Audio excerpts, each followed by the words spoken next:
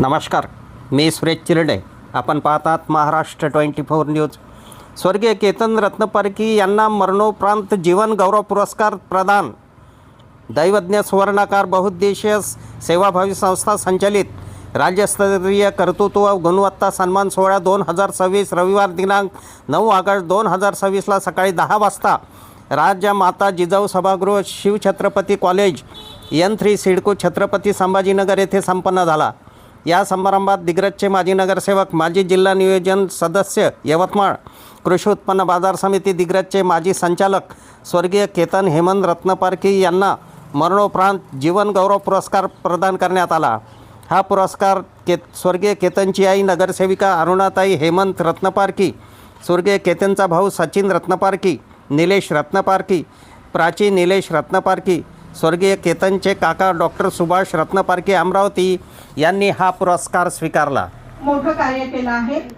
तर या ठिकाणी एक विचार एक मंच प्रतिष्ठानचा हा मरणोत्तर जीवन गौरव पुरस्कार आपल्या या पवित्र स्मृतीस आम्ही आठवण करून देत आहोत. कैलासवासी केतन हेमंत रत्नपारखी, तालुका दिग्रज, जिल्हा यवतमाळ.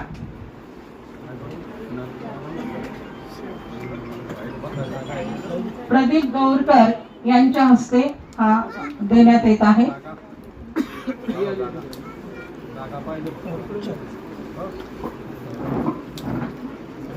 त्यांच्या आईने या मंचावर यावं. त्यांचे बंधू देखील आलेले आहेत.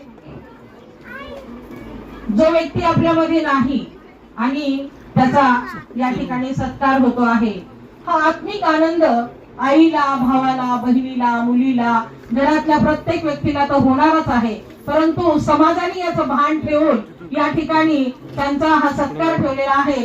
त्याबद्दल आपल्या समाजातील आणि संयोजकाचं सुद्धा या ठिकाणी कौतुक करायला काहीच हरकत नाही. आणि प्रचंड टाळ्या झाल्या पाहिजेत. आणि ह्या टाळ्या आपण त्यांच्यासाठी नाही तर स्वतःसाठी सुद्धा आपण वाजवत असतो, हे लक्षात घेऊन त्या टाळ्यांचा आवाज वाढला पाहिजे. मूर्ती लहान पण कीर्ती महान. आता या ठिकाणी मूर्ती लहान म्हणजे आयुष्य थोडं जरी असलं तरी या थोड्याशा आयुष्यामध्ये जसं संत ज्ञानेश्वरांनी स्वतःला घडवलं आणि त्यांचं कार्य संपल्यानंतर त्यांनी समाधी घेतली, असं त्या काळामध्ये घडलं. परंतु आज आपण बघतोय की परमेश्वराने आपल्याला जिथपर्यंत व्यवस्थित जगायला आपल्याला लावलं आणि त्यानंतर अचानक काळाने घाला घातला, तरीही काही आपण दुःख मानून पुढे चालायचं आणि सुख मानून घ्यायचं. हे कशामध्ये? तर या ठिकाणी मंचावर उभे असलेले हे त्यांच्या कुटुंबातील सर्व व्यक्ती आज सत्कार स्वीकारत आहेत. त्यामुळे आतून एक थोडासा दुःखाची जी काही लहर आलेली आहे ती सोडून आपण समाजासाठी यांनी जे कार्य केलेलं आहे त्याबद्दल पुन्हा एकदा प्रचंड टाळ्या झाल्या पाहिजेत. आणि हे होऊ शकतं हे त्यांनी करून दाखवलेलं आहे.